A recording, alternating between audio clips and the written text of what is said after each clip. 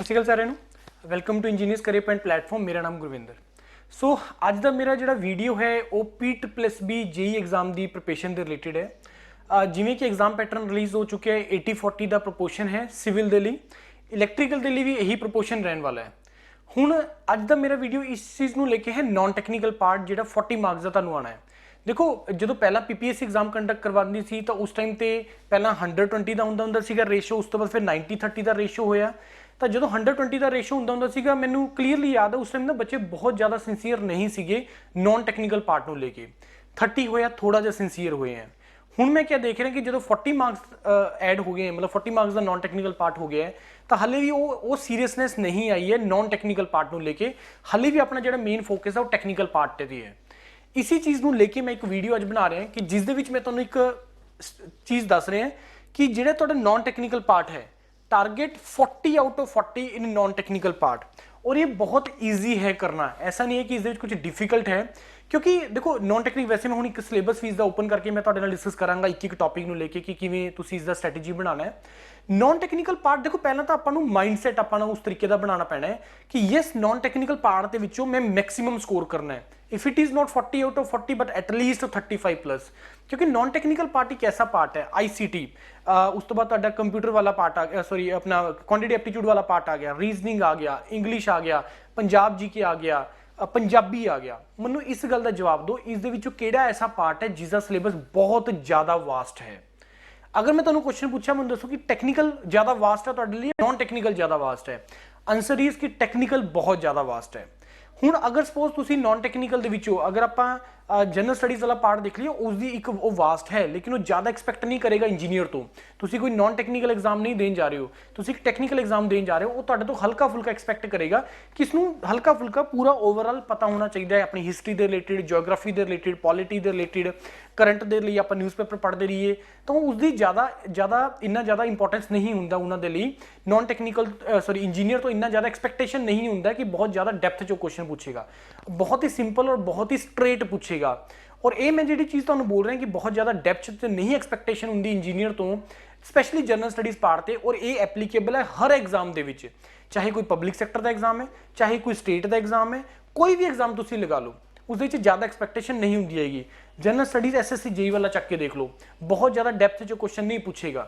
SSC CGL का और SSC JEE का तुसीं जनरल स्टडीज़ को कंपेयर करके देखना, ज़्यादा डेप्थ जो क्वेश्चन CGL च पूछेगा एज़ कंपेयर टू JEE, क्योंकि इंजीनियर तो ज़्यादा एक्सपैक्टेशन नहीं है, लेकिन इन्ना क एक्सपैक्टेशन होंदी कि उसको हल्का फुल्का आइडिया होना चाहिए।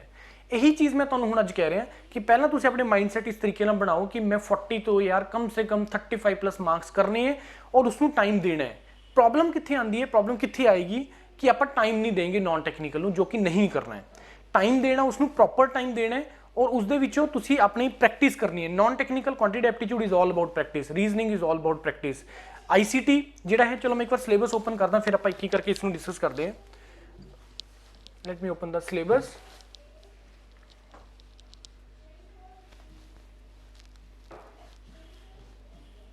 इस दे विच इन्हां ने बिल्कुल क्लीयरली डिवाइड करती चीज़ों नूं, general knowledge and current affairs of national and international importance, ये सारे के सारे टॉपिक 10 नंबर का आना है।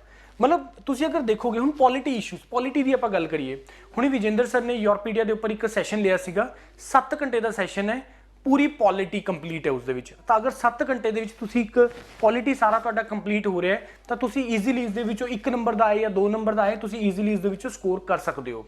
ये चीज़ हर चीज़ लिए एप्लीकेबल है, क्योंकि ज़्यादा नहीं आएगा यार, ज़्यादा एक्सपैक्टेशन नहीं है। एनवायरमेंटल इशूज़, एनवायरमेंट के रिलेटेड जो एग्जाम चल रहे हैं, उसके जो करंट के रिलेटेड टॉपिक जो चल रहे हैं, वो सारा से सारा मिल मिला के तकरीबन मान के चलो 100 टॉपिक्स के सर ने बोले, तो मिल मिला के 4-5 घंटे तो ज़्यादा मॉड्यूल नहीं है, वो मैं तुम्हें प्रोवाइड कर दूंगा, उसमें सारा कवर हो जाएगा एनवायरमेंट इशूज़।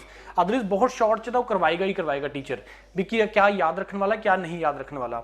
ਜਿਹੜਾ हिमाचल ਲਈ बना रहे हैं या पंजाब ਲਈ बना रहे करंट इशूज़ ਦੇ ਵਿੱਚ, क्योंकि उन्होंने डिस्क्रिप्टिव ਦੇ ਵਿੱਚ रिक्वायरमेंट है, इस करके बहुत डिटेल ਦੇ ਤੁਹਾਨੂੰ ਇੰਨਾ ਜ਼ਿਆਦਾ ਨਹੀਂ, ਤੁਹਾਨੂੰ सिर्फ फैक्ट्स एंड फिगर्स चाहिए राइट, कि एनवायरमेंट रिलेटेड लास्ट मीट कितनी हुई, इन्वायरमेंट इंपैक्ट असैसमेंट क्या होंगे, बड़ी सिंपल जो क्वेश्चन उसके ਤੁਹਾਨੂੰ पूछेगा। वो करंट अफेयर्स न्यूज़पेपर पढ़ना स्टार्ट करो ईजिली, साइंस एंड टैक्नोलॉजी अपनी डेली दी बेसिस के उपर ही चीज़ां जो सामने आ रही हैं। और क्योंकि अजकल क्या हो गया कि जिन्ने भी एग्जाम आ रहे हैं ना, स्पेशली इंजीनियरिंग डोमेन के, ये जो उसने लिखते हैं ना जनरल नॉलेज उसने लिखा and current affair, of national international importance. ਤੁਸੀਂ ਕੋਈ ਵੀ ਪੇਪਰ ਚੱਕ ਕੇ ਦੇਖੋ, ਜਿਹੜੇ ਵੀ ਉਹ ਪੇਪਰ ਦੇ ਵਿੱਚ ਕੁਐਸਚਨ ਪਾ ਰਹੇ ਆ ਇੰਜੀਨੀਅਰਿੰਗ ਡੋਮੇਨ ਵਾਲੇ ਪੇਪਰ ਦੇ ਵਿੱਚ, ਜਨਰਲ ਸਟੱਡੀਜ਼ ਨੂੰ ਕਾਫੀ ਹੱਦ ਤੱਕ ਉਹ ਕਰੰਟ ਅਫੇਅਰ ਨਾਲ ਲਿੰਕ ਕਰ ਰਹੇ ਆ ਕਿ ਜਿਹੜੇ ਟੌਪਿਕ ਕਰੰਟ 'ਚ ਪੜੇ ਚੱਲ ਰਹੇ ਹੈ ਉਸ ਦੇ ਰਿਲੇਟਿਡ ਹੀ ਉਸ ਦਾ ਜਿਹੜਾ ਹੈ ਸਟੈਟਿਕ ਪਾਰਟ ਬੈਕਗਰਾਉਂਡ ਉਸਦੇ ਪਿਛਲੇ ਰਿਲੇਟਿਡ ਚੀਜ਼ਾਂ ਪੁੱਛਦਾ ਹੈ, ਰਾਈਟ।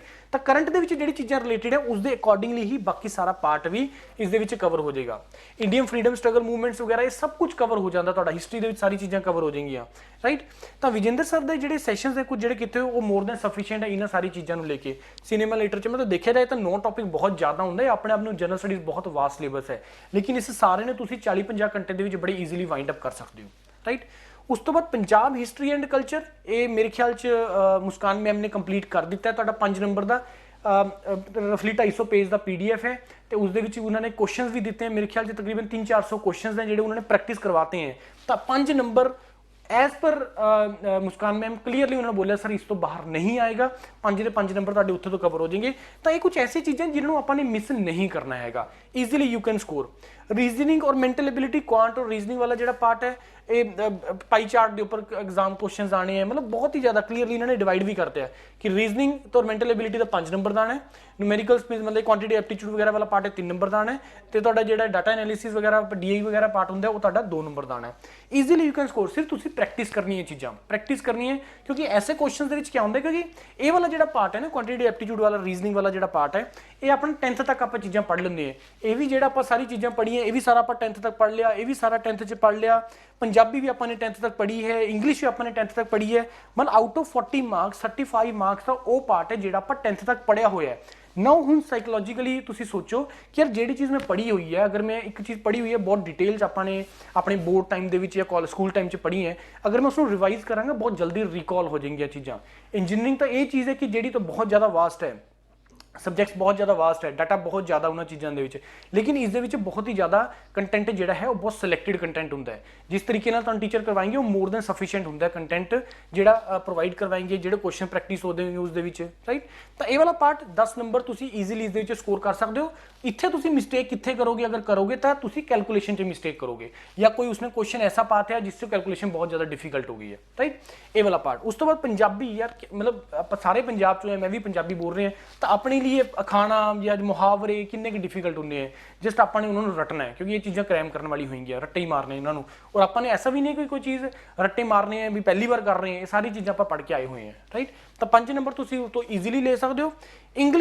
इंग्लिश के लिए शुभे मैम बेस्ट मेंटर मैराथन सैशनस चल रहे हैं यूट्यूब के उपर, योरपीडिया प्लेटफॉर्म के उपर, एयरपोर्ट अथॉरिटी को लेके CGPDN को लेके, जिस एक टॉपिक को लेके उसमें पूरा उसका मैराथन है, 3-3 4-4 5-5 घंटे का मैराथन है, राइट। हुण सारा इंग्लिश अगर तुसीं मेरे तो पूछोगे तो तकरीबन तुसीं 40 घंटे के विच तुसीं बड़े ईजीली कवर कर सकते हो। 40 hours are more than sufficient for English, right.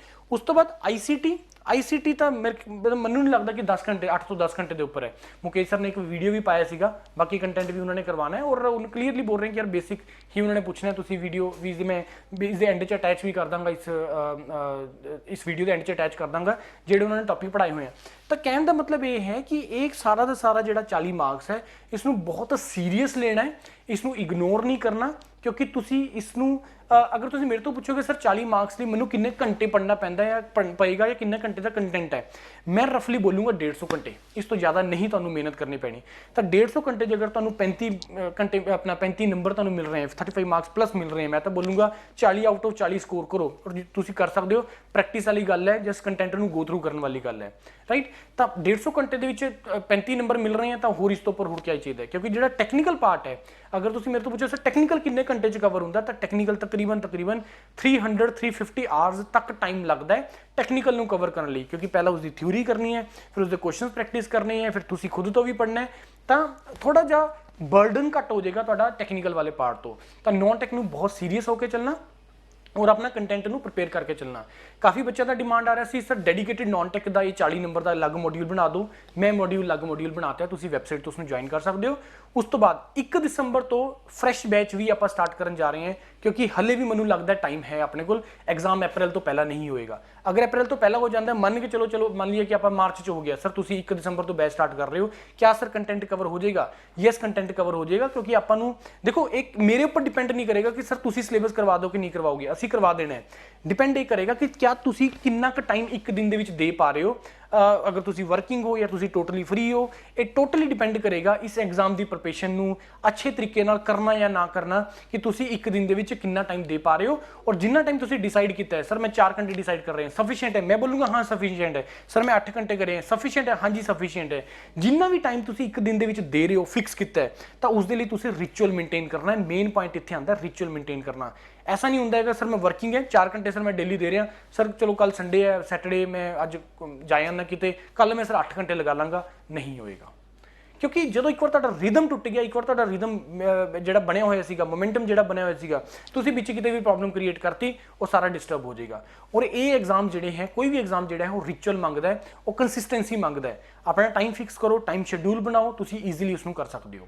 1 दिसंबर तो जिसने भी फ्रैश बैच ज्वाइन करना है उत्थे करके अपनी प्रिपरेशन नूं स्टार्ट कर सकते हो। हाले भी बहुत स्टूडेंट्स ऐसे हैं जिन्होंने प्रिपरेशन स्टार्ट नहीं की है, और मैं अगेन तुहानूं मैं बोल रहा अगेन रिजर्वड कैटेगरी दे विच जिहड़ी सीटां हैं अगेन वेकेंट जाएगियां।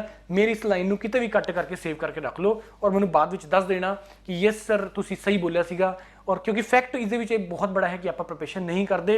मैं टैलीग्राम चैनल देख रहा, मैं यूट्यूब देख रहा कि कितना का बच्चा उन्होंने चीज़ों लिए सीरीयस है, चीज़ों को लेके, क्योंकि कितना परसेंटेज जो बच्चा बहुत सीरीयसली कर रहा है।